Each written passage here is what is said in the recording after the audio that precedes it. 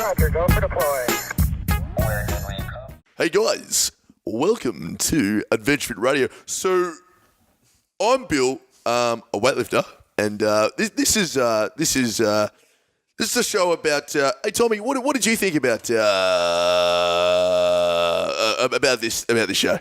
Oh yeah, what happened was the one time I came out and I asked a few things. What do you think, Fablice? Do you think that when you go to the you know what I actually think the funny thing is the question I'm going to ask Tommy, I'll get to my point sooner or later. But Tommy, your voice has got a little high.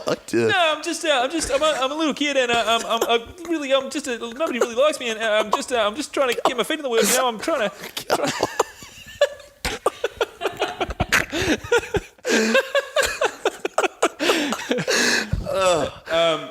We'll swap back. Okay, yeah. Okay. So, God. Welcome back to Adventure Radio, by the way.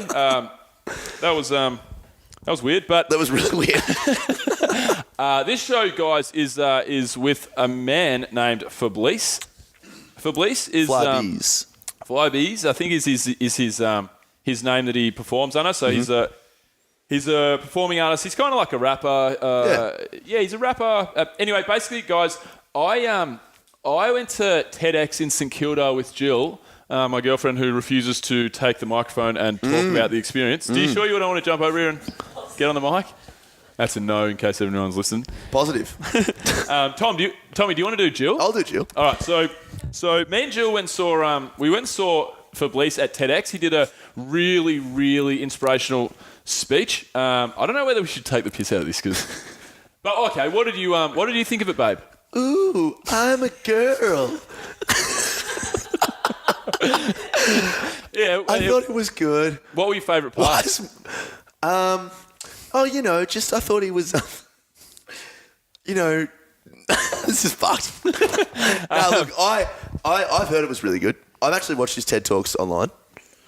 So the TED Talk, guys, we've been pretty lighthearted about this whole intro to the podcast, but Fablice is was born in Burundi. So Burundi's a war-torn country in Africa, and he was taken from his parents at a young age. Him and his brothers and sisters were thrown into detention centres. He also got stolen and to become a child soldier, and it's actually a really heavy, but interesting conversation that we had with Fablice. Heaps of hilarity and laughs in there and gags as usual, but probably one of the more interesting discussions I've had with somebody. For sure. It was really interesting when we were talking to him about it, because I remember the part in the show where you wanted him to open up a little bit about his time actually as a child soldier and maybe some of the trauma that he went through. And he wasn't too keen to go into specifics there, which we can definitely understand. I think it was the fact that I think he was worried about what I might ask when I said, can I ask about that? Yeah, that's right. And I think I was always going to ask, I was never going to ask the questions that I think he didn't want asked. Yeah. I think he was happy to, He would have been happy to open up about it, but it was more just a sense of what he learned from his time there and coming over here. And you just get straight away meeting the bloke. It's just a positive guy, He's a legend. Yeah, absolute Heath legend. Straight leg end. Yeah, Lagoo. Phenomenal guy, guys. You're going to love the show, I reckon. I think it was really good. Okay. So, guys, his TED Talk will be live really soon. And when it is, we'll link to it because it was an awesome talk. But just a really inspirational guy and, really cool to talk to. Yep. And we rapped madly on it as well. Oh, we did. We did. Good rap. Yeah. That was a nice little rap. You tried to lay a little beat, didn't you? No, I think we rapped at some point for something. Yeah, we rapped. What did we rap for? I was rapping. We were rapping. Yeah, I rapped. You dropped rapped. a beat for me and I rapped. Yeah, that's right. What was that for? Oh, no. That was for something else. That was to shoot the shit. Nah. That was for the intro and outro for the show that's coming out Friday. Oh, yeah, that's right. Anyway, guys, so this podcast is brought to you by a company called True Pride. So me and Tommy have been working with this company, True Pride. What they do, guys, is basically they take your finances and they link up all your bank accounts into this one program called CashFit, where you can see, okay, this is how much money I actually spend on fun. This is how much money I spend on the necessary essentials. This is how much money I have left over for saving. And what they do is they go and they crunch all the numbers and find little wins and save you money without changing your lifestyle. So the idea, Craig's the guy at the head of True Pride, So their average is to save $150 a week. So that's $600 a month for the cost of $97 a month. So basically, you could be $500 better off a month. So in 6 months' time, you can get yourself an Adventure Fit holiday. Yep. How easy is that? Easy. Or you can get 10 bags of Coke and... a hooker, a dude. You can buy yourself a car. I think this is the third intro and outro in a row. Or you can buy yourself this nice tablet here. It's a 4.6 litre turbo. We're using the same gags day after day. So these guys, True Pride, are really awesome, and you guys should check them out if you want to save money. And it doesn't affect your life, so you just get more money in the bank. So you get a $297 waived joining fee if you head to www.truepride.com.au/ADVF radio. I better quickly say, True Pride are a wealth creation service who work with ambitious individuals and families looking to take control, worry less, and get ahead. Oh, that's right. If you're looking for a way to take control, worry less and get ahead when it comes to your money, True Pride is a wealth coaching business that provides you all the tools you need to fast track this. Head to www.truepride.com.au/ADVF. We're also brought to you by Carve today. So Carve are a company that specialise in anything digital, from building apps, designing logos, automating your business, down to setting up your next event. Carve's a partner you want to have on your side when you want to focus on the things you love to scale your business. So basically, guys, I use Carve over in the Philippines. I have 3 assistants. I have 1 for the podcast that do all the back end for me and Tommy, and then I have 2 for Adventure Fit Travel. So Aaron, for example...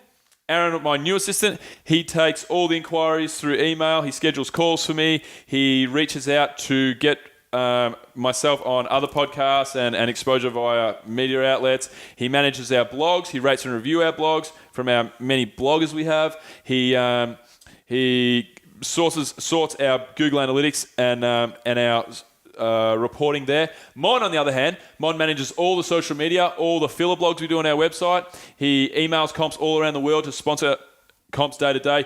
He does everything. He builds the info packs for our clients, creates the itineraries, does the web pages. So basically what I'm saying is I've outsourced everything that I don't really need to be doing, so I can focus on making the bigger things happen, and also to get some of my time back in my life.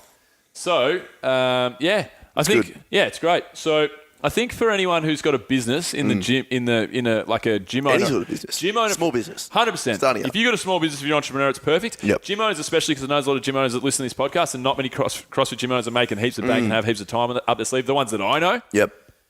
Literally, if you guys want to hit me up and ask me anything about this, it's doc@adventurewithtravel.com. It will literally get so much time back in your life. It will be awesome. So head to www.carve.ph/ADVF to get 10 free hours on any project. I like it. We're also brought to you by Adventure Travel. Adventure Travel, guys, jump on board. So have a listen to this. So we got Bali coming up with Carl Paoli. True. If you guys don't know Carl Paoli, he's a gymnast. That's it. We've also got Estonia coming up in Europe. We have... That was a lie. We don't actually. That was a joke before. Oh, I thought we actually did have that coming up. Well, we've got Argentina coming up. Yeah, we do. We've got Mexico coming up. Hey, Bill, you can... Yeah, actually, give us some Spanish. Andale, arriba. Give us some Spanish. That was the Spanish. What does it mean? It means fast. Let's go. Oh, okay. Yeah, so jump aboard to Adventure Travel, guys. Keep up with the show there. The podcast is there. Stuff about me and Bill are on there. All the shit coming up. We've got... it's kicking goals at the moment. It's kicking a lot of goals, yeah. Muy bien. Alrighty, www.adventurewithtravel.com. Bye. Here's the show.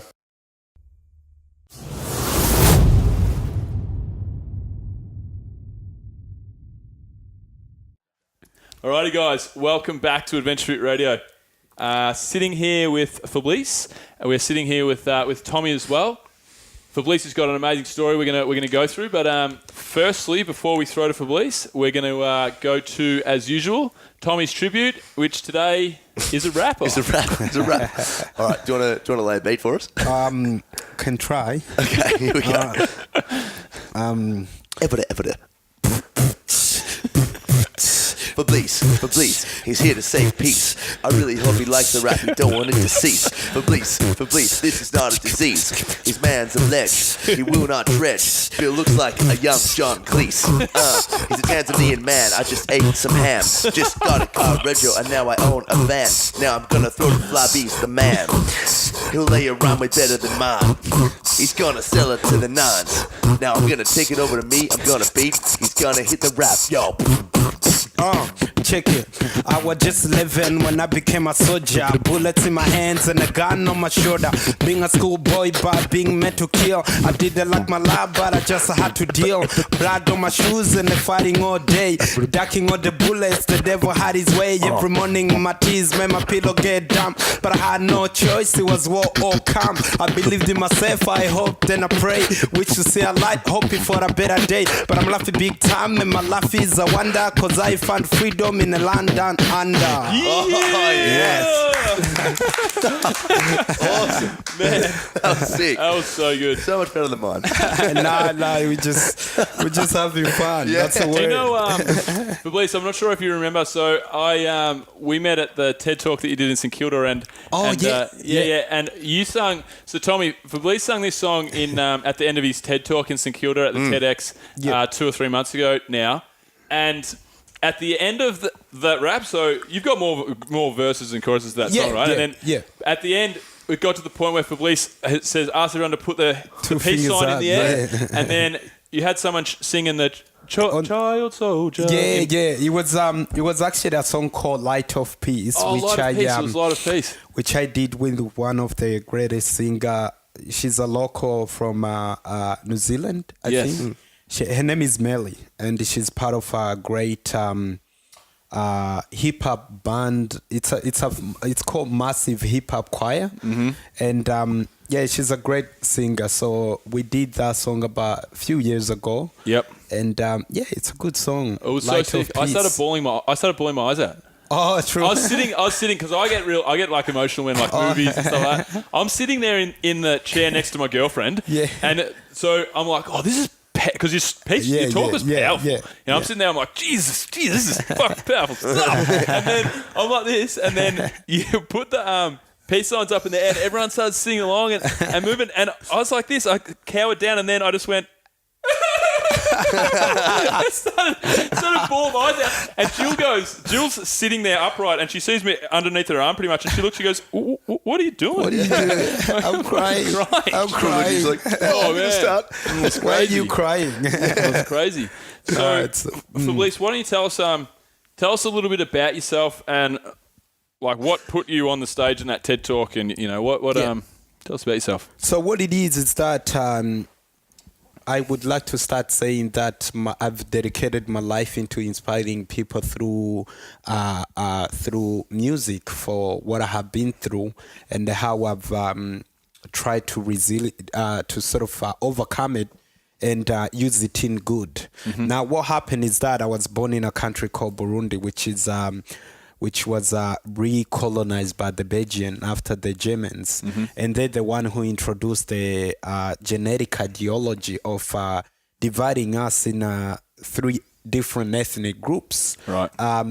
If anyone ever seen a film called Hotel Rwanda, you might have seen the sort of horrible impact that came after the separation.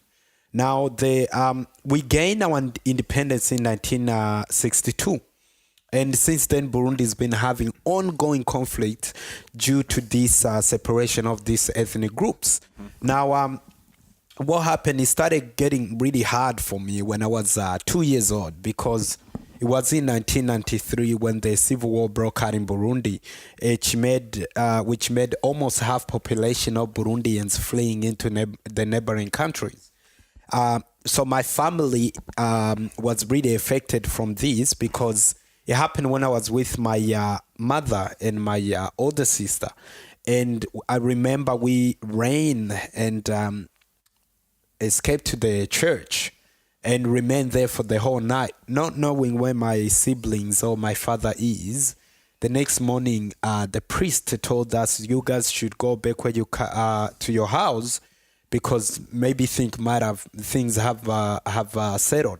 So we returned, and then we started observing how there was great damaging things in the district, and we wouldn't see anyone. Everybody has ran away, And it wasn't long enough until the soldiers approached my house and roughly asked my mother where everyone is. And she had to play smart and say, look, I just returned from the main city where I took food for my husband who's in hospital. Therefore, I have no idea what's going on out here. And so the soldiers remained until the night was approaching, and it was then that one of the soldiers became more like my hero and came and whispered to my mother's ear and say, "You should leave now." So my mom realized that things was going to get worse. Therefore, she put me on her back and took a bucket and gave my older sister a bucket, and we pretended that we're going to the water source to get water that we shall return. And that was our way out. So after about 10 minutes of us marching, we then started hitting a great shooting from the town we was in, knowing that things had just got worse. 10 minutes. Yes. So we managed enough to cross the border to Rwanda refugee camp, which was the majority of refugees where they was sort of settling. And we got there, and after 4 months of searching, it was more like a miracle. You know, my family came back together, and it was great because people we lived in the same district would always tell us how they've lost most of their family members. Yep. But for us, it was like, wow, who are we? You know, Amazing. So we lasted there for about 6 months, and towards the end of our period of time in there, it was in 1994, and most of people would have heard it because in 1994, the genocide broke out in Rwanda. And it triggers me because due to my research, it has shown me how the whole world think that the Jewish Holocaust was the worst killing ever captured in human history. But we went through that as well. You know, in a country that is so small that it would fit in Australia about 350 times. Wow. 1 million people were slaughtered to death in less than a month. You know, not by guns, but by machetes, worse than you can imagine, you know. And it's that time that I look up and say, oh, praise the Lord for the parents that I had, because until now I can't imagine how they managed enough to take us from in the middle of a genocide and take us to Burundi, where there was a civil war. However, we did that.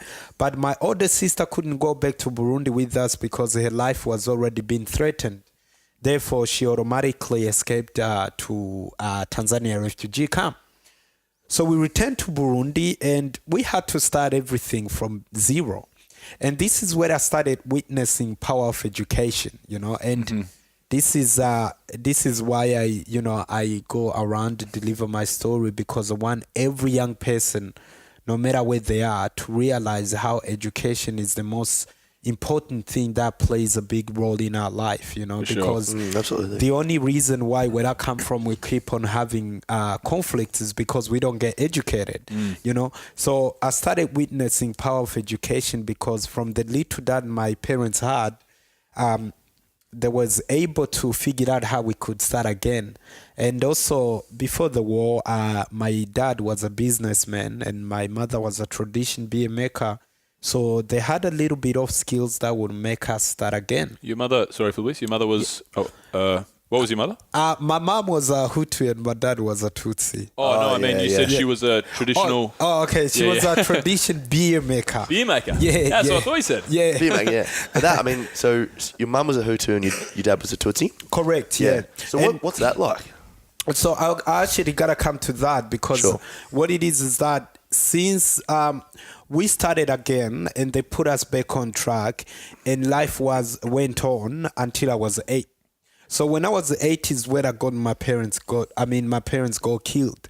And for me it was completely sort of a shock, and sort of I feel like I was destroyed then. And then given the fact that my mom was a Hutu and my dad was a Tutsi, it was crazy, because it's the conflicts which has been happening out there is between these ethnic groups. So for me, I felt like, who am I fighting against, or who am I going, who's my rescue, you fall under both umbrellas because your parents are from both sides. Exactly. So I couldn't figure it out. However, before the death of my parents, they used to gather me and my my siblings, hold us 2 to 3 hours before we go to sleep. Them teaching us how to love and serve the Lord. Them teaching us the importance of school and teaching us human value. One that I remember and I want to leave it to all our listeners is, God wants us to treat one another in the way we would want to be treated. So that's the most important thing that really kept me going. So I grew up understanding 3 things: the Lord, education, and how to be humane to others. So life went on until I was 11 years old. And when I was 11 years old, I was at school, pretty much a normal day. And a truck full of soldiers pulled up at my school and asked all the tall boys to stand up. And I was kidnapped to become a child soldier. And this is where it got crazy because, everything that I've been taught from my parents was getting against, It was completely shocking world.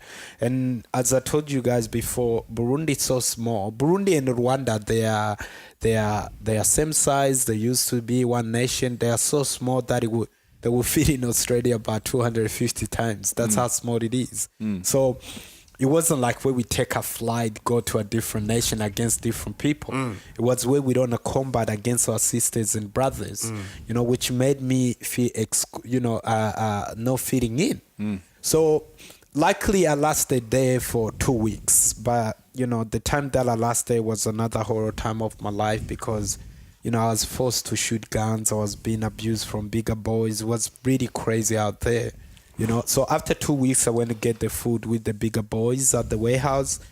I got there and realized there was a great chance of me running away. So I pretended that I needed to go to pee, and I ran and hid in the jungle for the whole night. And the next morning, I went to the road and approached the taxi man to drive me back. So he believed me because I told him I've got a little bit of money, and because most of young people out there, they're on street, hustling. Now what we must understand here is that about 60% of young people, and when I say Burundi, it's not just Burundi, but we see it in other countries such as in the Middle East. We see it in India. We see it in East Timor, which is not even far from here. About 60% of young people, they don't go to school, not because they don't want to. Due to these conflicts, most of them, they are motherless, they are fatherless, they don't have, enough support because even the government doesn't pay enough attention to it, which really, this is what uplifts me to share my story because I know it's a bigger word. It's big word to say, but I want to change the word, and I want to change it through this, the young minds, because this is the people who's gonna be who's the future of tomorrow. Therefore, they must understand the spirit of justice. They must understand humanity. So about 60% of young people, they don't go to school. So he thought I was among those people. So he drove me back, and I directed him where my sister was working, and she paid him. And for me, I felt like I was a pigeon out of cage, However, I couldn't go back to school, because after that, I started living with great fear, thinking that I would definitely get hunted again by this Golita army, you know. And I lived about 6 months, but again, during this period of time, I was like a dead person because I grew up understanding power of education. That, to be clear enough, in Burundi, if you don't get educated, you have very, very low chance of you succeeding in life. So your only alternative is either you pick up a gun or anyway that leads you into violence. So for me, without education, I stupidly started putting myself into drugs, smoking, even sniffing petrol, which had in great, horrible ways, I lived there for about 6 months. And after that, my sister, who couldn't return to Burundi with us, she heard what was going on.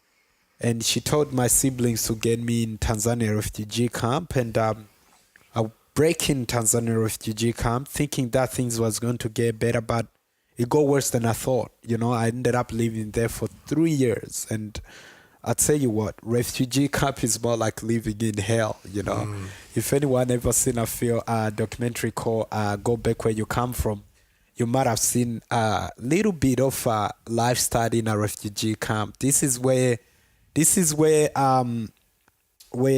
you know, we were in the refugee camp was like a prison. We were given rules not to go outside it. And yes, World Food Program, which is an alliance of UN, used to bring us food thinking that it would last us for about 2 weeks. But if you're only passionate enough, it would only last you for a week. So for the rest of the time, it was you sacrificing and cross the camp and go to work for the locals. And then most of the time when you get caught, you would get tortured to the point that you'd even get killed. This is where you hear that your friend is dead and you take that as a normal thing. When you, sorry, I missed that part. Yeah. When you would go and, what were the circumstances when you would get killed? When you were trying to leave the refugee camp? Go outside. When you're trying to go outside, even to work for others, because what we used to, most of the people would put their lives in jeopardy, and they would go outside to work for the locals so they can get a little bit of food or even some money, you know. And when you get caught by the Tanzanian government, they will torture you, you know, to the point that it even kill you, you know. And in a refugee camp is that it's so crazy because, you know, like, for example, a class, a little room, that would be a class. It would have about 200 students. And we squeezing in this little room that doesn't even have windows, you know. Really? And the crazy thing was that if you ever get late at school, you will get whipped. You know, me and my nephew would go late one day about two minutes. And the teacher would eventually, like, he would see us outside. And he encouraged my nephew to whip me 100 times. And I had to do the same thing to my nephew. Really? You know, this is a family member. And then the teacher found out we wasn't doing hard. He ended up doing himself, you know? Oh, man. But then I was... That's just sadistic even. It's insane. Like, actually, because you're related, they want you to... That's just cruel, you know? Yeah, it is. Like, not even... It's cruel anyway. Yeah. Without knowing that it's your cousin, to actually go, oh, your cousin's... Oh, well, in that case, it's just overtly cruel. Like... When cruel can't get any crueler, it's a little crueler than that. Exactly. Yeah. And on top of that, we go to school to gain knowledge. Yeah, exactly. You know? We don't want to feel like this is not a safe place. Yeah, that's right. You know? Yeah. And, you know, and again, this is what most inspires me to talk to young people that lives in a first world country like this. You know, one of the most important thing I want our young people to understand is that they should feel lucky to be in a country like this. You know, it wasn't long ago that I've seen my friends complaining about, you know, phone brightness. It's like, oh, my phone doesn't have enough brightness. I'm like, dude, snap out of it. You know, I come from a country where we eat meats on Christmas Day. Yeah. You know, so there is a bigger picture of you to see more than that. You know? 100%. Yeah. And just the situation in a refugee camp it was really crazy because one of the greatest thing that I would fear for was witchcraft. You know, this is what I saw: a dog smoking. Hang on, say again. I saw a dog smoking. A dog smoking? A dog, yeah. Really? A dog, yeah. What's going on? Because that's what I thought you said. What were you smoking? I'm like, hang a second, please. Yeah. What do you mean? A dog smoking, like he had a cigarette. Just read the newspaper and just go, g'day, mate, how are you? It mostly happened at the night. And it was, I mean, we all knew he was a human being, you know. This is where there is crazy witchcraft. Like, as I told you before, guys, this is where you hear that your friend is gone and you take that as a normal thing, you know. And it's crazy because when we look in the bigger lens, okay, and then see how the government, for example, Australian government here, treating refugees, treating people who seeking asylum, it's an inhumane thing. Because I'll tell you what, I've witnessed the situation, the lifestyle of these people who's seeking asylum here is terrible as you can imagine. You know, I remember we used to eat books at lunchtime at my school. You used to eat books. Oh you know, God. anything that we could get into to fill your stomach to because the fill our stomach. Yeah. we will get into it.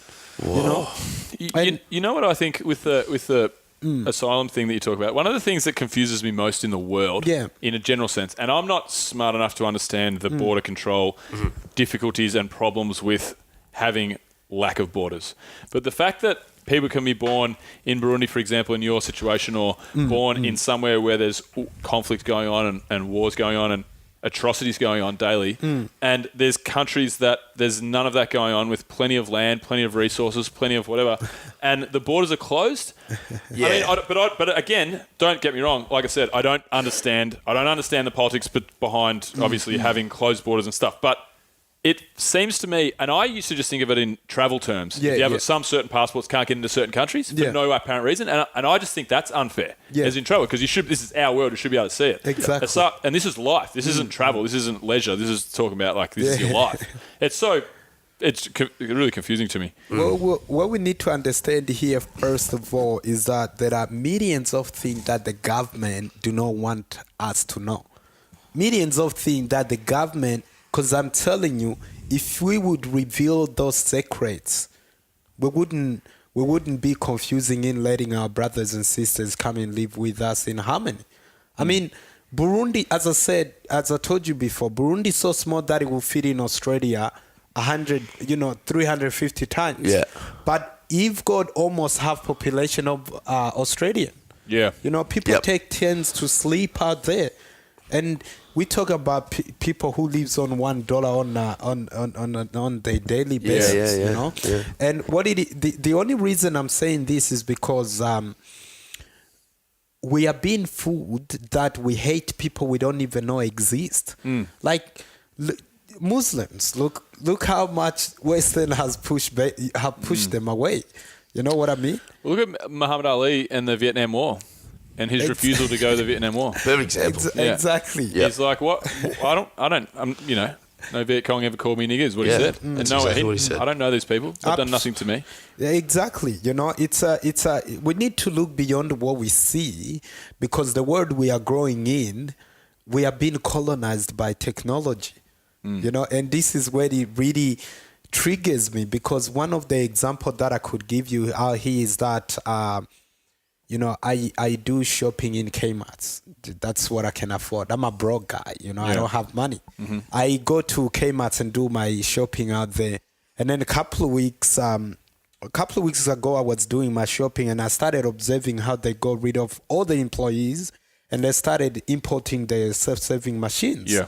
You know, I mean, it's a good thing in one way, you know, because within the 21st century, we do need the development. We need new world sort of movements or whatever, you know. And then I was so surprised when I found out this machine can talk to me, that, you know, it's my new sort of, you know. It's your homie. Yeah, exactly. It's my Kmart machine. Yeah. Yes, I'm in the Kmart machine. We're going to go out, have a couple of beers. You know. But Should set it up with Siri. What triggered me was that when I walk out of that mall, I started realizing a couple of weeks ago, I pick up Herald Sun, and you know, he had this article where the title was "Refugees are stealing our jobs." I was shocked. I'm like, dude, your machines are stealing your jobs. Yeah, you know. So this gives us really an idea of how we should really focus beyond what we see, because it's, you know, we are being fooled by media. You know, refugees are stealing our jobs is the most dumbfounding statement. Like, okay, the word refuge is to take somebody on. Exactly. To take somebody on, welcome them into our country and integrate them into our society or whatever. That's what refuge is. That's what you're seeking. That's what the idea of it is. To have on the front page. So you're saying that the sentence in that sense doesn't even make sense. So people that we're enjoying to bring in, come in. Steal my job. Yeah, that's right. It's a contradictory statement. It is a contradictory statement. On the front page. Did you say it was on the paper on the front page of the paper? Yeah, that's ridiculous. And so even ridiculous. What we must understand that here in Australia, this is a black land. You know what I mean? The history of it is black. You know. Yeah. So the original owner. Yeah. Thinking everyone who's here, we all refugees. Yeah, 100%. We all refugees. And we've only been here for a couple of 100 years. Exactly. And there was a really cool YouTube video that someone put up recently, and it was about some people that went and did a test, and they got their DNA swabbed, and they initially went in there and they're like, for me, for example, it would be me saying, oh, yeah, mate, look, I'm 100% Australian. I love Australia. Like, I've been here. All my ancestors been here for ages. I fucking love it. It's awesome, you know? What? And then there was a Pom who went there and he was like, oh, look, I've been English my whole life. I fucking love it, man. Like, it's absolutely the best. And then he got his DNA swabbed. Yeah, trying to put it on, yeah. And he got his DNA swabbed and it was like, at most, like 30% English. And he had lines from like Africa, from like Italy, from all these places. And it was just so empowering because all these people, they were way less than half of where they were even born. And it just brought the whole world into, I think there were 2 people there that were cousins of each other, like distant cousins. And like the dude was black and like the chick was white. Yeah. It's just But insane. they're cousins. Yeah, they're just cousins, We must understand that we all connected. You know what I mean? And this is what divides the world, because what it is like right now, we focus on the differences between us more than the similarity between us. And this is what really gets us apart, because we grow up in the world that it's more competitive. Therefore, I myself, I would feel like, to be amazing or successful, I must step on other people's foot.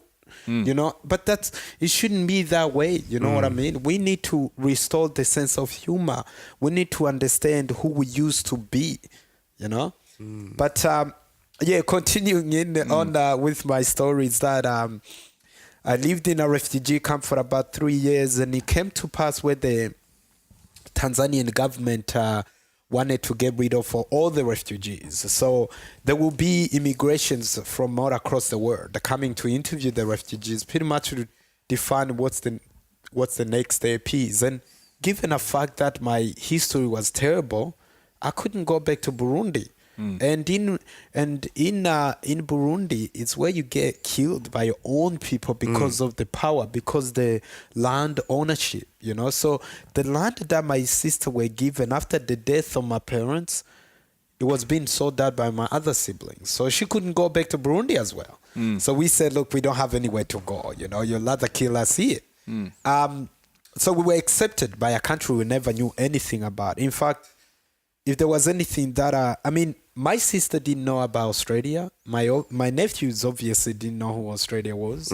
But I knew about Australia. The only thing that I knew about Australia was a red skinny kangaroo I used to see on a matchbox. Yeah. So when I heard that we were coming to Australia, I thought we totally coming to chewy kangaroos or to look after them or something. Yeah. But I tell you what, I couldn't believe it by the time I was in a jumbo jet with a toilet in the sky. I was like, wow, I've been going for so long, but now I'm flying in, I felt like I was a king during that time, And the other thing I want to tell you guys is that before coming to Australia, refugees started finding out how there is a good life here.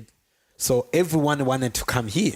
But there was a great number of refugees who were rejected due to their health condition and due to their past experience, So those who got rejected started breaking rumor saying, you guys shouldn't go to Australia because white people eat black people. And white people makes their soaps out of your skins. Really? So for us, coming to Australia was the greatest risk we took. So at the point when you're on the plane, when you're you're going to Australia, at that point that's what's going through your mind. We got to make sure we get out of the side of white people. We gotta be eaten. We had that fear. Right. I mean, we would always go like, come on, man, like we didn't plan. Like we're sitting with other people. Yeah. There is other African people we are with.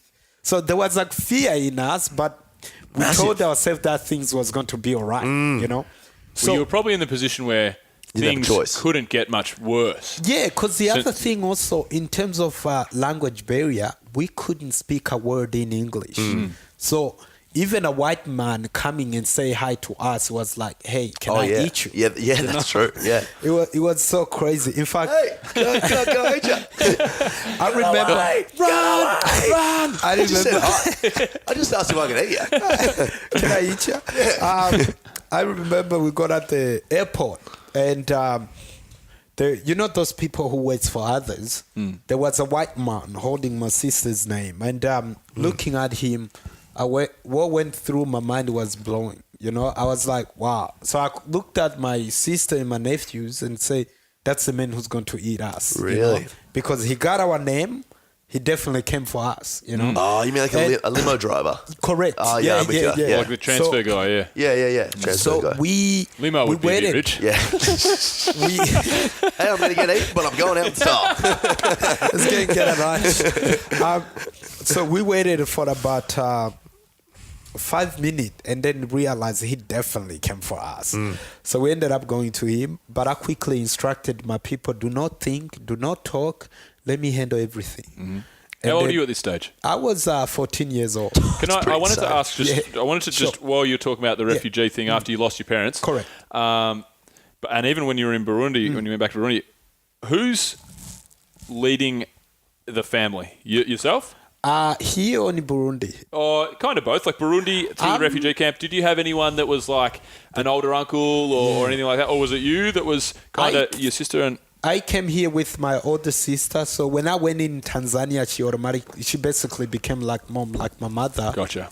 But even in Burundi, I had sisters. I mean, I'm in a family of 7 people. So I have about 5 sisters and 1 bro. So in Burundi, I had also a big sister who, even until now, is like my mom. Gotcha. So, yeah.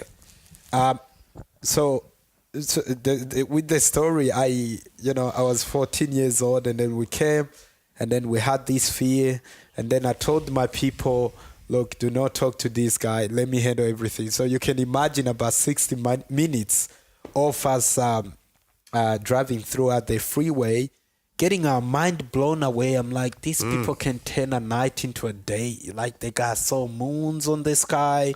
Because, look, guys, I come from refugee camp where there is no electricity, you know. What about Burundi?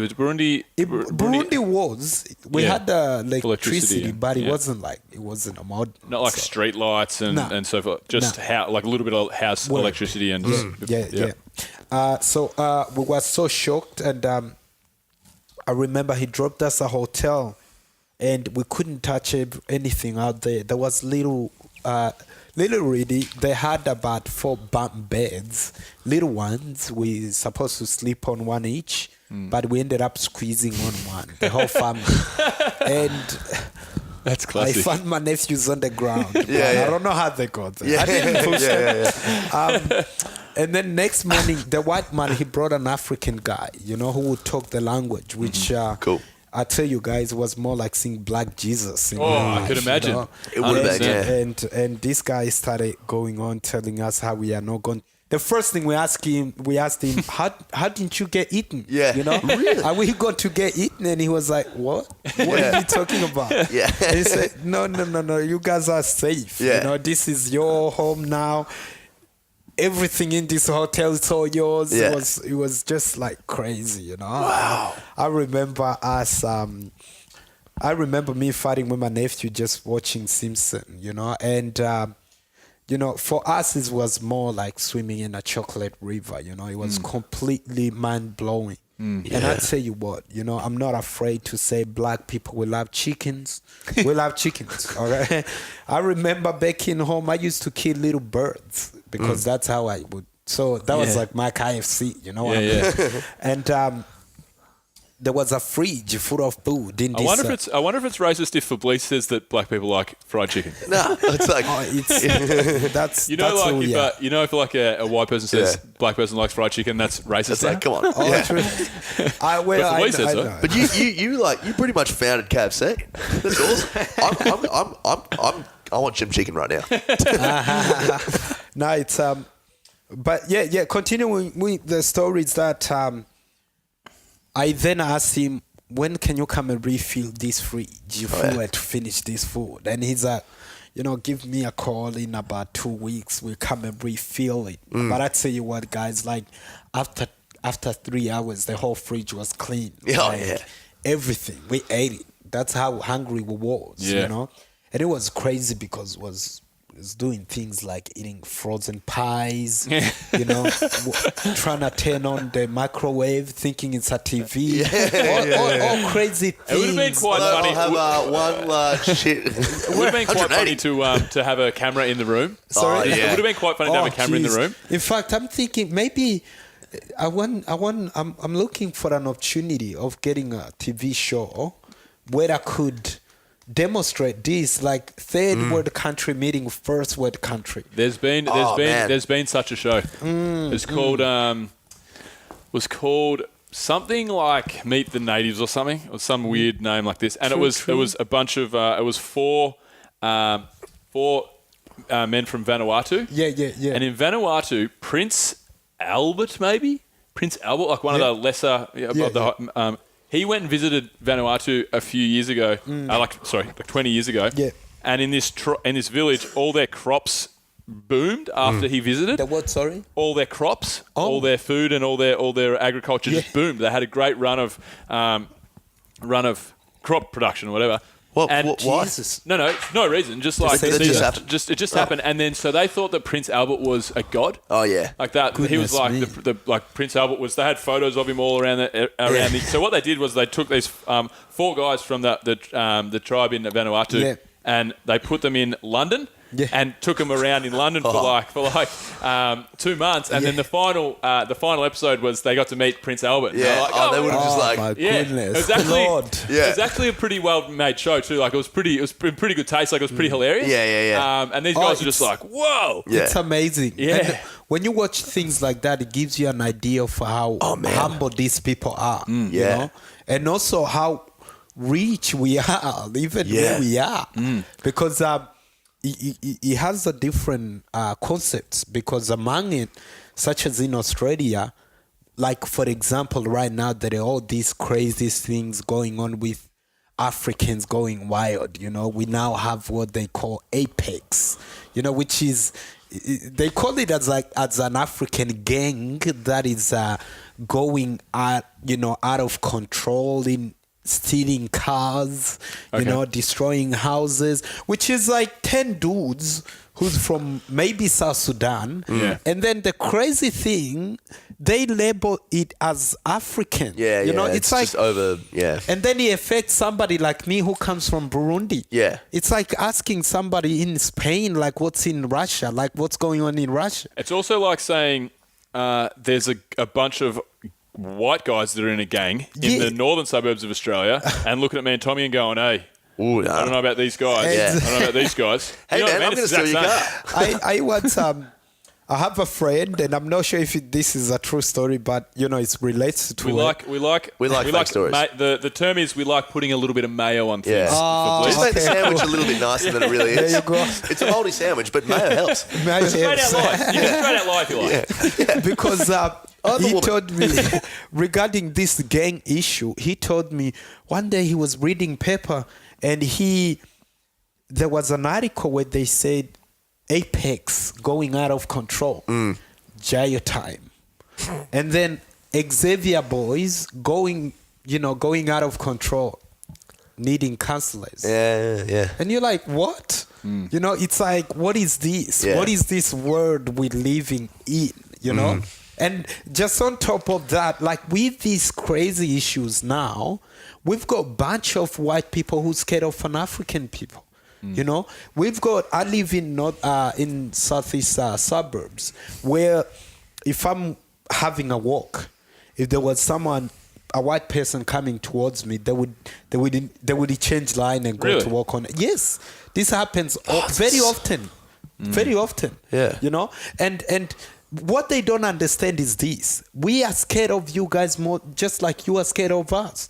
I thought white people was going to eat me when I got here. Yeah. You know? So it's a crazy thing we must put on the big scale to really understand. And talking to one another, such as what we're doing, is the only way of breaking the barriers in between. Totally. Because I told you, there are people out there who's fooling us. You know, we're growing up in the world of hate, where we hate people that we don't supposed to hate. You know, it's so crazy, you know? And it's like what I told you guys, like there is always this concept of third world meeting first world country, you know, because I remember we lasted there in that hotel about 2 weeks, and after that we went to a private rental house. And looking at the window, I started observing how young people wearing ties, putting on their swag, freshening up and all that. And I would have all this landless question like, this is cool. Young people can go to work and make money. How awesome is this country? And somebody heard me and said, no, they're not going to work. They're only going to school. So since then, I wished to go to school because where I come from, we don't fresh up like that, you know. So I wish to go to school so I can feel like Obama, you know. Yeah. Man, everyone wants to feel like Obama. I want to feel like Obama. I can do an Obama impersonation. Go on. You reckon? Yeah. Come on. Yes, we can. Obama has a kind of a stilted cadence. That's all I can do. This guy's a genius. You're a genius, man. Yeah. I have no idea what stilted cadence means. He kind of talks and then he stops a little bit. That's it. Oh, man, you're a legend, brother. You're a legend. That wasn't bad. That's all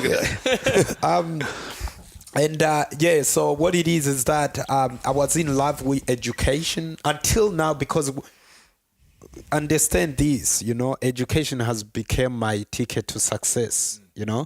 So I was in love with education that when I started English as a second language, I used to turn up 2 hours before the front gate opens, you know. Wow. I was so in love with school. Like I'm still in love with school. And that's why I go all around just to make these young people understand how bloody lucky, ridiculously lucky they are to live in a country like this. Yeah. Because they don't get handbagged on the way to school. I come from where, you know, girls get kidnapped on the way to school. Yeah. You know? Yep. And also looking in the bigger picture, think about how much freedom we have here. I've got one of my mentor, it's a guy named Paul Stewart, who's a leading singer of Painters and Dockers, which is an old punk rock band. He always tells me how I made him fall in love with being Australian again, you know, because, you know, one day he asked me, like, what's your favorite TV show? And I said Q&A. And he was like, what, Q&A? Yeah. And I said, yeah. And he said, why? I told him, look, you can make fun of a politician on their face on TV, and they don't come and take your family away in the middle of the night and kill them. Yeah. That's how good we got it. Yeah. That's a really good point. You know, that's how good we got it. So I've been in Australia for 8 years. Apart from that, I'm a musician. I don't like to call myself a rapper because I do all kind of music. I am an educator. I am an actor. I'm a community leader, and things like that. Like, for example, I've been at more than 120 schools all across Australia, East Timor, and Africa. So anyone who wants to get me on their school, give us a call. You know, that's awesome. But apart from that, some of the achievements that I've had is that, you know, recently, a couple of weeks ago, I was the Young Victorian Achiever of the Year. Cool. And I'm so excited because I think I will be a panelist on Q&A soon. Oh, really? Oh, that'd be sick. That's great. And recently, I just released a single with the great Paul Kelly. Yeah, that's so cool. That's mad. It's called Child Soldier. That's what you were rapping before, right? Yes, correct. Yeah. Well, I know the words to that Paul Kelly, eat your heart out, mate, because you and we've got the rap going on now. Yeah, that was a better version. True. Yeah. Okay, cool. Paul, who was it? Paul Steve? I hope he's not listening. I'm not in trouble. Yeah, he's my homie, so I'll tell him that's true. It was another homie of yours. But I mean, I agree. That was a better That was a little word, you know. But That was so I think I asked Fablice to tell us a little bit about himself. That was officially the longest introduction anyone has given. Jeez. It's good. What I'd like to do great, is man. That's great. That's the best. It's apologizing That's because I'm a guy who like to talk. No, it's good. You know, give me the mic, I will talk the whole day. 100%. But that's what we got you on for. We wanted to hear your story. We wanted you to be able to tell your story. So 100%. Do you feel comfortable discussing the time you spent when you were with the child in the child soldier camp? Do you feel comfortable discussing that, or you don't want to discuss I wouldn't say no, but I can a little bit. Yeah. I'm just look. It's an interesting topic for me. Like, yeah. what's going through your mind when you're a kid and you're brought into that environment? Are they trying to brainwash you? Absolutely. Is that what's going on there? And then now, what it is that, again, if you ever seen a film called Blood and Diamond, well, that's the only example that I have of it, and is from Blood that's my Diamond. understanding. Really, yeah, and that's or what I'm even thinking. You know? There is another good documentary which is still on Netflix. It's called Beasts of No Nations. All right. Yep. We'll have a look. It gives you a clear understanding of child soldiers in Africa, and what it is, it's completely brainwashing you. You know, this is the people it's a guerrilla army that is against the government. Therefore, they are trying to recruit young people, because what we must understand is that if a young people is being drugged, if they've been given drugs, they don't have fear in them. Yep. You know, therefore, if we don't combat, we are the one on the front, and we are the one who's dying the most, basically. You know, and the crazy thing, they give you drugs and tell you that every victim out there is a person who has killed your family. Is a person who has done all this wrongdoing to your family. So what you got in mind is a revenge. It's a heart of a revenge. Yeah. It's a thinking of revenge. You just want to destroy things. You just want to kill people, you know. So the whole systematic of recruiting child soldiers, it's because it's because of that, you know. Yeah. And for example, as I said, Burundi is a so small country, but it has more than 20 political parties, and each one is trying to lead a country. Yeah, that's and right. how do they do that? Fighting against which is holding the leading position. So when you were you were in the child soldier camp for 2 weeks. Yeah. Did you feel like your mind was turning, getting polluted with these thoughts? You wouldn't know at that age, surely. Yeah. Did you know what was going on? You were smart enough to be able to still. Yeah. You still wanted out. Obviously, Yeah. that's why you escaped. Yes. But Yeah. how much? Like, could you feel that your mind was turning that way, or like another question might be, how long do you think until you might have been sucked in and not wanted to leave? What it is that, yes, you come to a point where you feel like, look, this is the life I'm living. Therefore, I must accept it, you know. I remember when I was there, we took photos of me holding grenades and swords and all that and a gun. And when I got in a refugee camp, I had to burn them, because if they would have found out that I was a child soldier, they would have rejected me in a refugee camp. Really? And the other thing is that, you know, for me, I've got a star scar on me. Yep. Where I scratched it. Swastika? Yeah. Yep. Because when we were there, we had to learn how to be those people, you know. Even though I knew everything I was doing was wrong and against my belief and against the wisdom I've gained from my parents, I told myself, look, there's no other option. I just have to accept what I am. Yep. Yep. That's a really crazy story. Did you have friends that didn't make it as well? In there? Yeah, I had I had friends, but we wasn't really close to them, and I was the youngest one, so all the bigger boys would look down on me and would kick me, do whatever they want. It was really crazy. I felt like I was so excluded so much. Yeah. So what's the situation? Is the situation the same in Burundi right now? Forgive me, I have no idea about it. What it is that there is a wise saying says that when I was young, I thought like a young person. Now that I'm grown up, I must think like a grown-up person.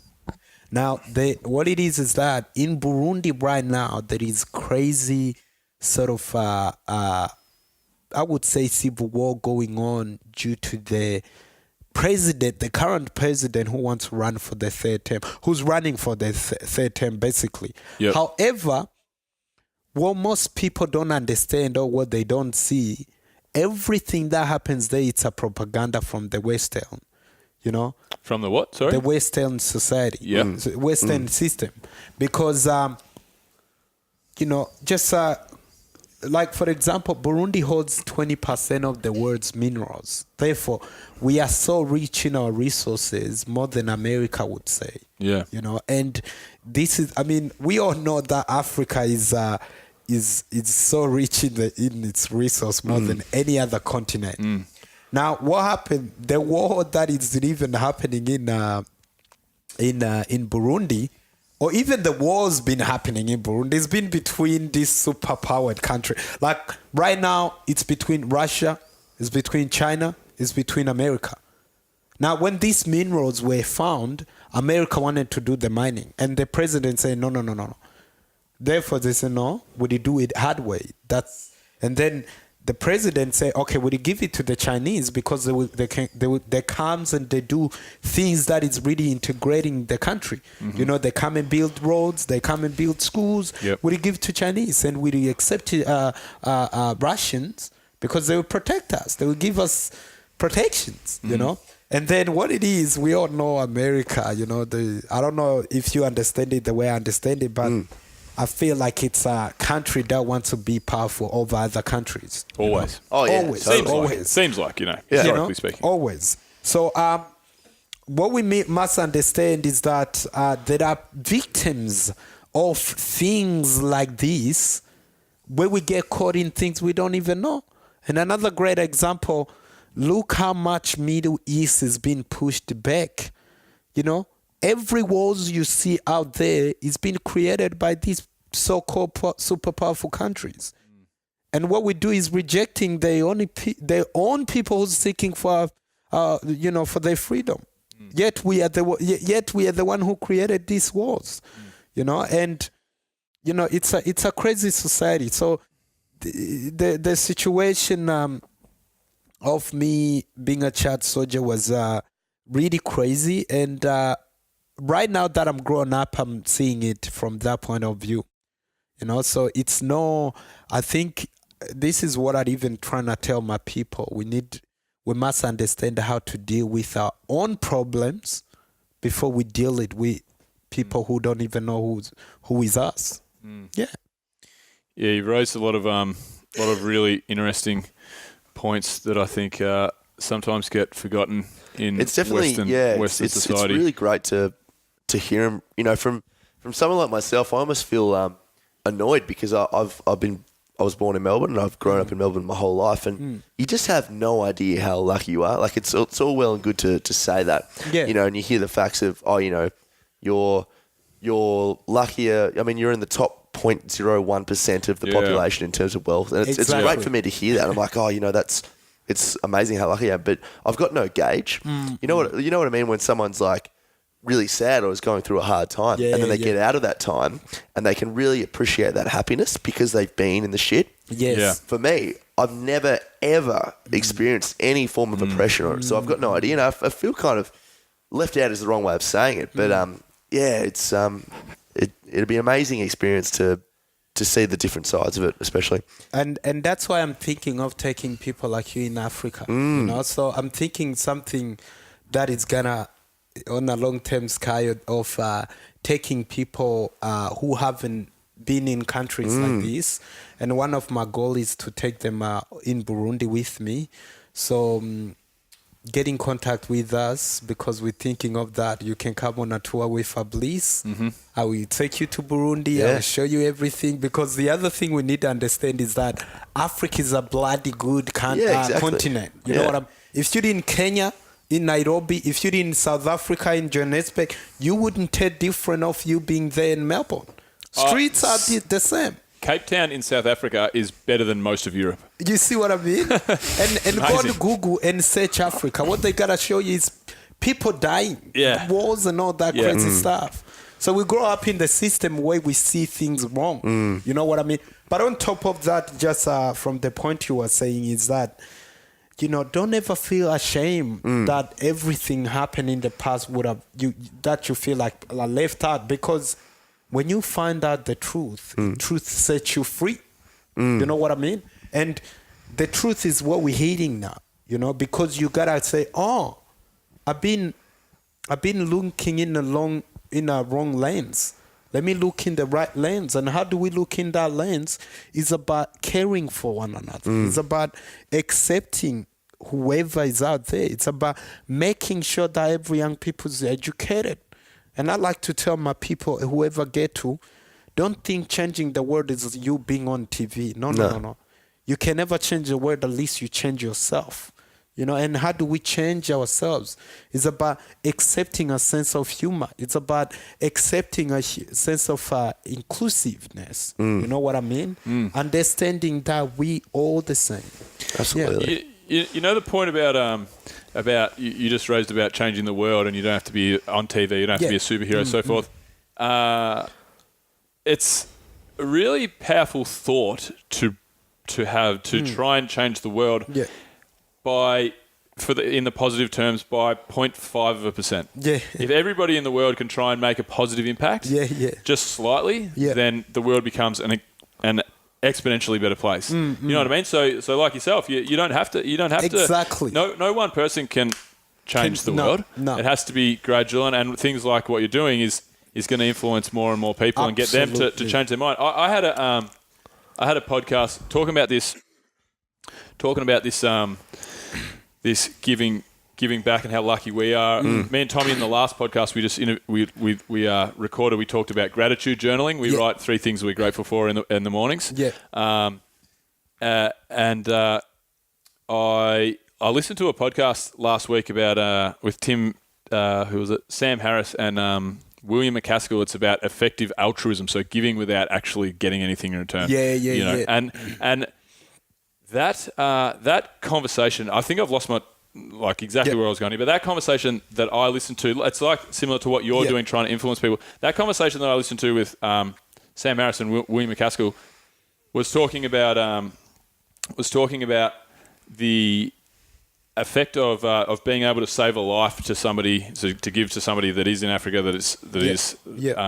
might die from malaria. So it costs about $3,500 to save a life of somebody who's with the One World Fund, I think it is, maybe. Yeah. And there's a philosophical argument about if you were in a $3,500 suit and you saw somebody drowning in a pool of mud, a child drowning in a pool of mud, would you jump in? Would you say fuck the suit and jump in there and save the child, or would you go, no, this is a $3,000 suit, I'm not going to do that, not going to waste my money? But every day, all of us have the ability to save that child, because we all have, not us right now because we're broke and but in our lives we have the opportunity multiple times over as an Australian, most likely to actually fork out and give that $3,000, which is actually going to save a life. Whereas if you walked past that child and kept your suit, you'd be a terrible person. Yeah. So that whole philosophical argument is not anything to do with what we're talking about, but my point I'm trying to make is that conversation that I heard on that podcast stuck with me for days and days and days. And I told so many people, I put a post up on my Instagram. Stuck with you for all life, Yeah, and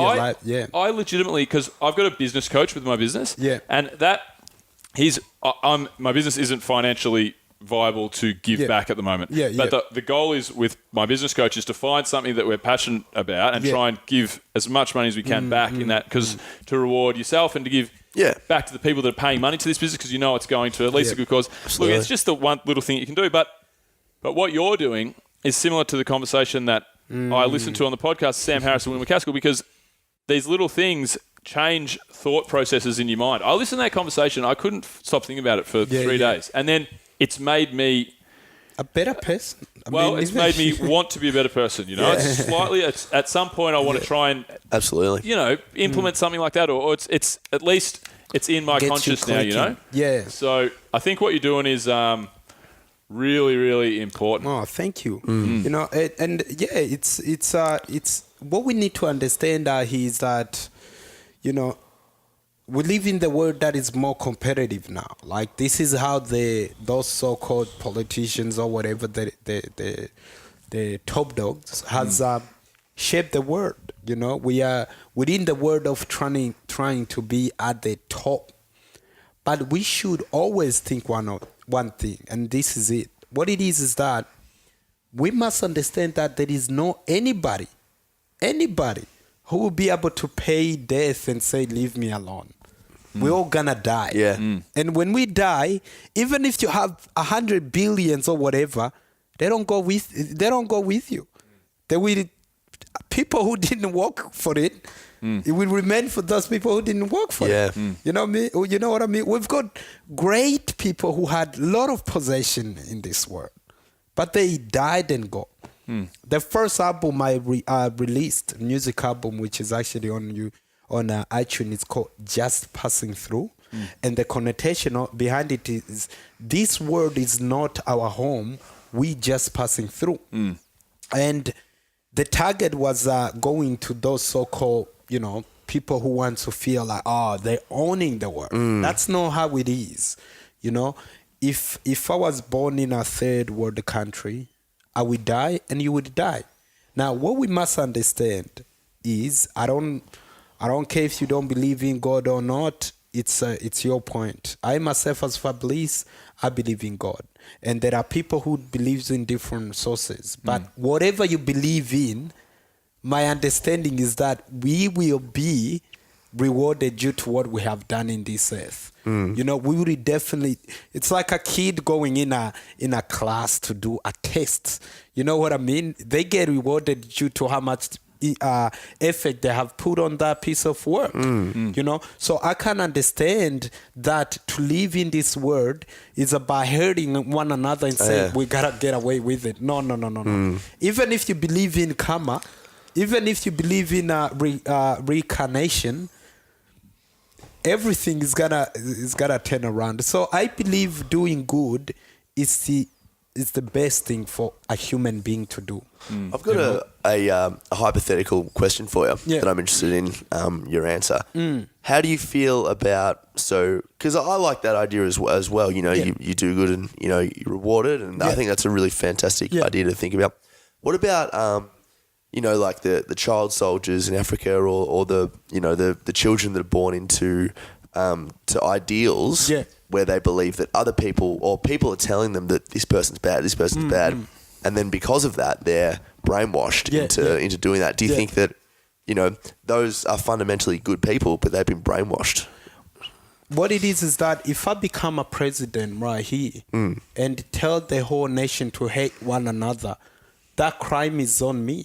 You know what I mean? And these people don't know what they're doing. In fact, they would be affected, obviously, but think about the cause of it. So even these people who's getting brainwashed, they've been brainwashed by someone. It's like, if I were to tell people to fight, that will hunt me down. That would be double to what I would be paying back. You know what I mean?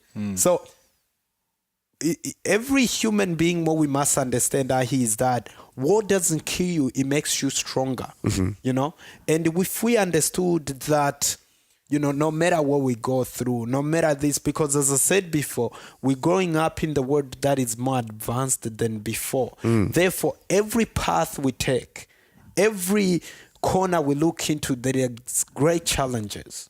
There is great temptations that will try pull us down where we go, like, you know what, I give up. You know what I mean? I'll give up life, I'll give up everything, this and that. But it's not about how much we fall. It's about how much we get back on our feet, and say, I'm strong than before. So when you have a good position of making a change, do it in bloody good. I love everyone, but last time I was shocked when I saw the interview, the talks of Pauline Hanson. I was so embarrassed. Like, this is the people who supposed to put the Australia is a multicultural country. So if you are rejecting one culture, then it's a not multicultural country. So I feel like when you have a good position, such as those positions like those, bring harmony in people, show them good, and if you show them bad, every consequence will come against you. Yep. Yeah. I think a lot of people would agree with you in being shocked by some of Pauline Hanson's comments. Oh, true. I think that's a very fair response. Hey, Tommy, should we do the good, bad, and science? I think this is. Yeah, I'm really enjoying this. Yeah. Should we 6 for 6 it? Yeah. Yeah. All right. So Fablice, we normally wrap up. We know we don't want to keep you all day. It's been great hearing your story. We want to wrap up with a few questions, and then we can finish with like anything that your final thoughts, anything you want to plug or to talk about what you're doing and stuff. Yeah. So 3 questions from me. My questions are favorite destination on the planet that you've been to visiting by like a holiday. Like what's your favorite destination? My favorite was East Timor. East Timor? Yeah. Cool. Last year I went to visit East Timor, and to be honest, I was overwhelmed. Look, because you fly in from Darwin, which is like 45 minutes in the air. Mm-hmm. But when I go there, I couldn't believe how similar it is to where I come from. Mm-hmm. And this is a third world country. It's like a few blocks from Australia. Mm. Yeah. You know, but when you get in these countries, it really gives you a sense of how humble we should be. Mm. Because this is the people who are so humble. This is the people who are so lovely. Mm-hmm. And this is the people who knows the definition of love. So I would encourage everyone to visit countries like this, because this is where you see exactly the richness of being humane. Mm. Yeah. Absolutely. Totally. I loved it. But awesome. He had more dogs, actually. Oh, really? Yeah, I think half population good, too many dogs. Yeah. Get rid of that. Were any of them smoking or drinking beers or anything like that? Half of the population, it was dogs. Yeah. And it was crazy because I asked... third world countries always have heaps of dogs. Well, Mexico's not a third world country, but I remember when we were tracking up in a rainforest, there's tons of dogs. Yeah. What's that all about? Let me tell you what it's about. Let me tell you what it's about, because this is what it's about. You see, East Timor was colonized by the Indonesians. The Indonesians.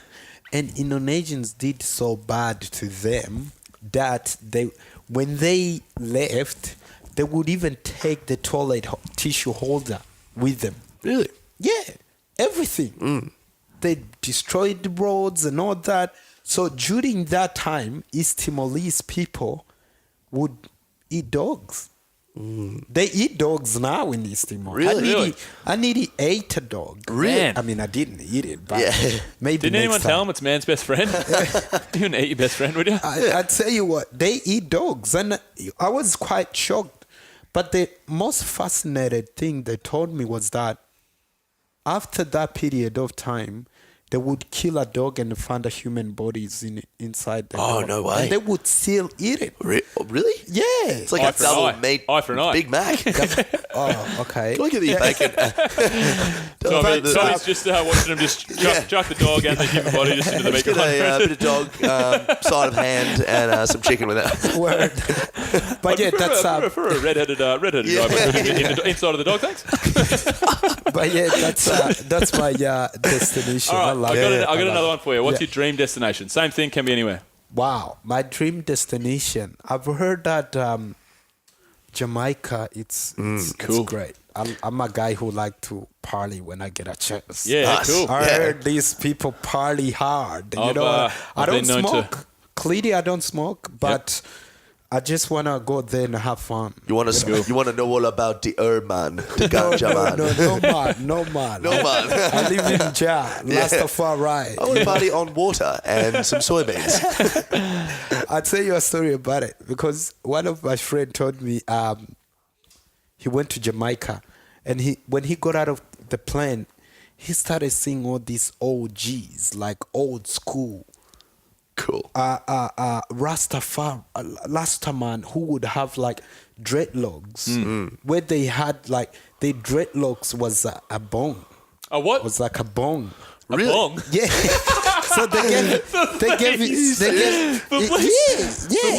is how deadly he is. And Was the dog smoking out of the deadlock box? no. So people They are gave smoking him- each other's heads. check this. Hey, Dad, how's Check it? Dad, this. Dad, come around for a second. I'm telling you, man. Every time you Fablice should go to says one of these Jamaica. lines, I'm like, sorry, Fablice, Yeah, I must have yeah. misunderstood what you said there. Can you please repeat that? You should go to Jamaica Really, that's because sick. after that, Smoke some heads. he wanted some. So Yeah. they gave him a sip. And what he told me, after that, he took one sip and all he could see was pink elephants. You know, he started seeing everyone as pink elephants. He was like, wow, That's some good hair. no, it was, Oh, that's awesome. I want to go to Jamaica, Jamaica now. right? But I Jamaica.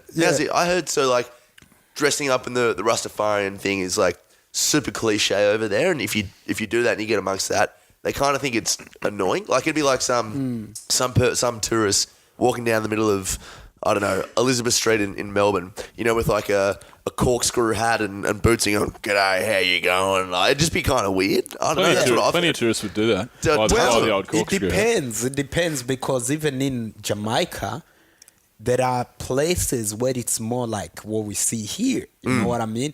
But there are other places where they still embrace the real culture, where they live the culture of Rastaman. You know what I mean? We're talking about, you know, places like where Bob Marley was born. You know, you would see how they've got all these old G's who really knows exactly what it is to be a Rastaman. You know, That'd be I cool. was couple of years ago, I did a music tour in New Zealand, and I was so surprised because I was expecting Mali, the culture of you know, Mary's. Mary's culture, in there, but it wasn't like that. It was more like in Melbourne. Yeah, I'm it's like, very- yeah. okay. 100%. Yep. Yeah. It's like if someone has been researching about Australia, when they go here, they would expect indigenous, but Yeah. you could fly out even without seeing what. And kangaroos as well. Yeah. I've travelled all through South and Central America, True. when you go through South America, let me be. I'll be honest right now. Yeah. Probably 70% of the first conversations in taxis, Yeah. you'll sit down and then ¿Cómo estás? Yeah. How's it going? And then the taxi driver will normally say, "Where are you from?" And I'll say, "Oh, I'm from Australia. Soy australiano." And then the taxi driver will look at you and go, "Canguru." First thing, 100%. Yeah. Well, it is. I thought Australia was a kangaroo. Yeah. So that's how it is. Fablice, so my last question is, So good. do you have any books that you're reading that you're loving or books that you recommend to people?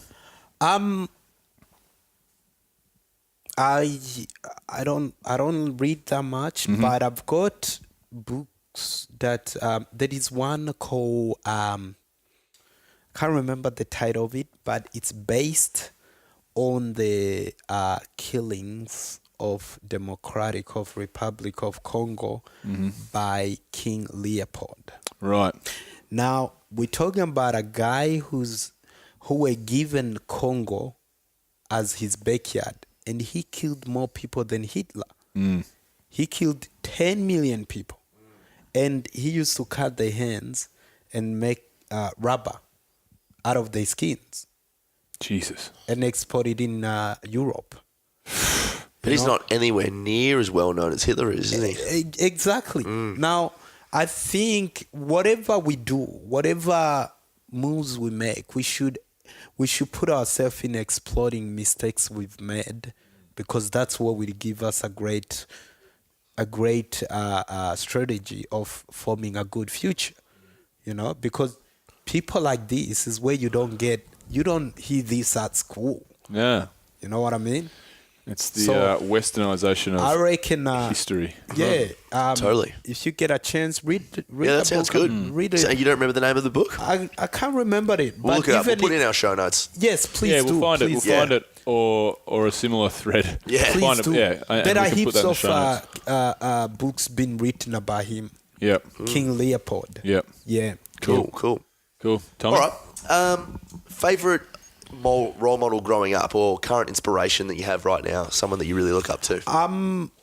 Bob Marley been always the guy. Yep. I mean, the only difference is that he smoked ganja. I don't. Yeah. So that's the only. And he had dreadlocks. I don't. Well, but, take the Benny off and we'll find out. Oh, true. Yeah. But I feel like what he demonstrated to the world from the music sector, it's huge because we must know that music is so important that it changes the world. It changes the way people think. And that's the legacy I want to walk in. I want my music, I want to be greater. I want to be greatest. I want my music to change the world. I want people to remember me 200 years after I'm dead. You know, so Bob Marley has always been my inspiration, but I'm inspired in a different, with different people, such as Martin Luther King, such as Gandhi. Yep. People who really impacted the world, stood for something in the way I feel like it should be. Yeah. See, that's good. I mean, they're amazing people. A lot of the time, a lot of people say like, oh, it's like, my father and this, and then there's like, I don't know, other people out there. But it's good to actually know that, those people out there are actually, inspiring people. Because Exactly. definitely people I need to look more into. And just on top of that, I know that sometimes people expect me to go like, oh, Lil Wayne is hot. He got hot bars. Tupac was hot, got hot bars. No. This is not the. We need to put our word in the good movement. And how do we do that? Looking for people who has done that. So don't give me. Definitely. Don't tell me a greatest rapper who.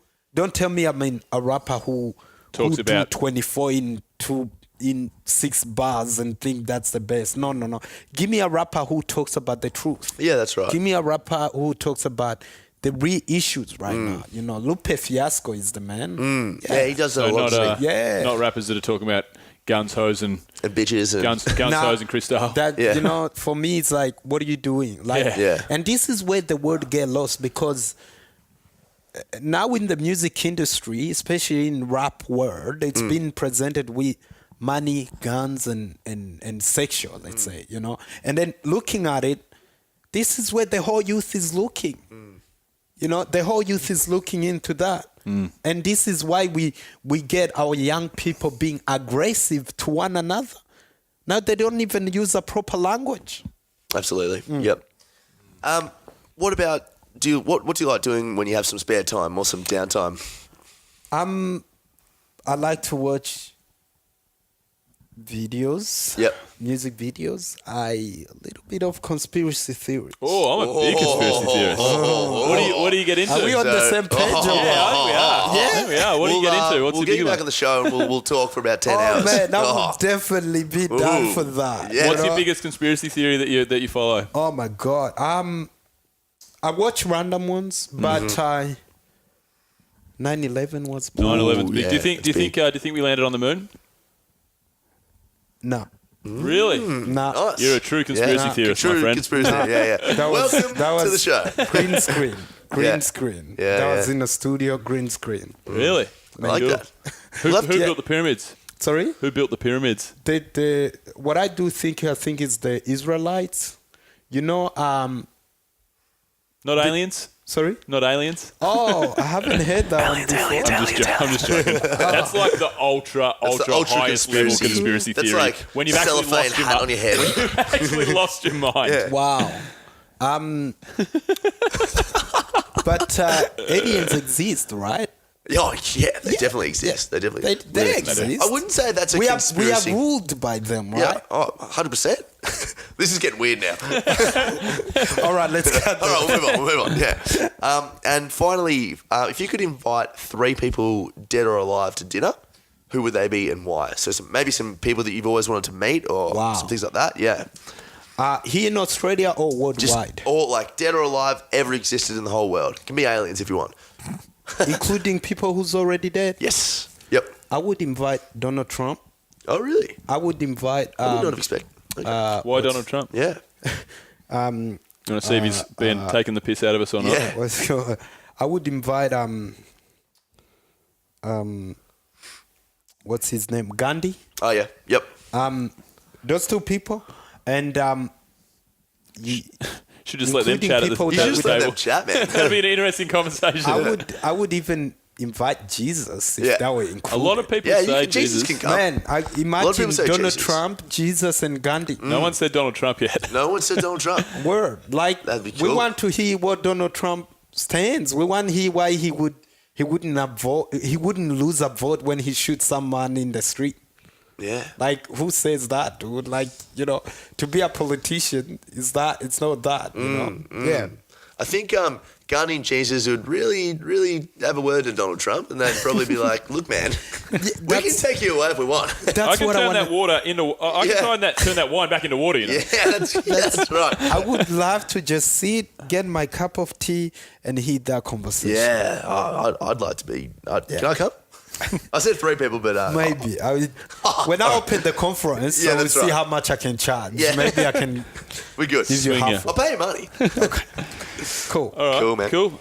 So, Good answers. Fablice, I wanted to ask just one final parting word before we go to. You can plug anything. Like, what's next for you? What's your dream for yourself and for what you're trying to achieve? The main dream is to change the world, you know? And throughout the way, I want everyone to understand that we all have capability of changing the world, especially these people who believe we're in the first world countries, like in Australia. Because right now, we have technology. A couple of years ago, I mean, one of the... wait, I will ask you guys a question on the end as well. But... the question I would want to ask you, you will answer me on the end, is like, what do you see the world in the next 100 years to come? Because I tell you what, I arrived here 8 years ago, okay? And when I go here, we had those phones where it doesn't even have good cameras. And now we work with TVs. Like, we work with phones that is more advanced. I'm like, what's gonna happen? So what it is, even though we are being colonized by this so-called technology, there is also parts where they're benefiting us in a good way. Now, and those parts are, I can make a voice that can change the whole world right now. I can make a speech that can impact 5 kids who is in Northern Territory when I'm here. Yeah. So I want us to see all these resources we have in the way of changing the world to a better place. And my dream is to change the world, and mainly I want young people to see the opportunity they've got, and to realize that we are the future of tomorrow. Yeah, Awesome. Man. Awesome. So where can people find you, Fablice? Websites, social medias, anything like that? Yes, I've got a website called www.FLYBZ Empire, which is FLYBZ Empire. .com, which contains most of my informations, and I'm on Facebook, Twitter, blah blah, and Sue, who's more like my manager, she's you can get in contact with her, and Just go through the website. That's how I reckon the best way, got go through the website, because it even have the links of the social medias. Cool. Cool. Cool, brother. Awesome. Well, that was fantastic. Yeah. Loved it. Thanks for your time, man. There you go. That was awesome. And that's a wrap. Alrighty, guys. We hope you enjoyed that show with Fablice. As we spoke about before, guys, really interesting cat.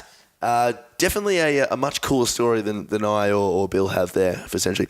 Now, guys, we are sponsored by True Pride. Like we said, jump onto truepride.com.au/ADVF radio. Get your $297 joining fee waived. Save yourself $600 a month for the cost of $97 a month. Get on that. Get on that.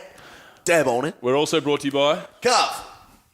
www. Hey, Bill, how do you go with Carve? What? How do you go with Carve? Good. What again? Good. That was funny the last time. www.carve.ph/ADVF. Get 10 hours free for any project, guys. Get heaps of time back in your life, or upscale your business. Get on that. And we are finally sponsored by Adventure with Travel. Oh. Okay. What is that, Adventure Travel? I couldn't tell you what it is. I know it's run by what's his name? Carl Legend. Wilker. Carl Legend. Will. Alrighty, so guys, make sure you share the show. Check out all the stuff we just talked about. If you need any of the resources from this show, check out our show notes page. Show notes at www. Is this annoying for anyone, do you think? Oh, fuck them.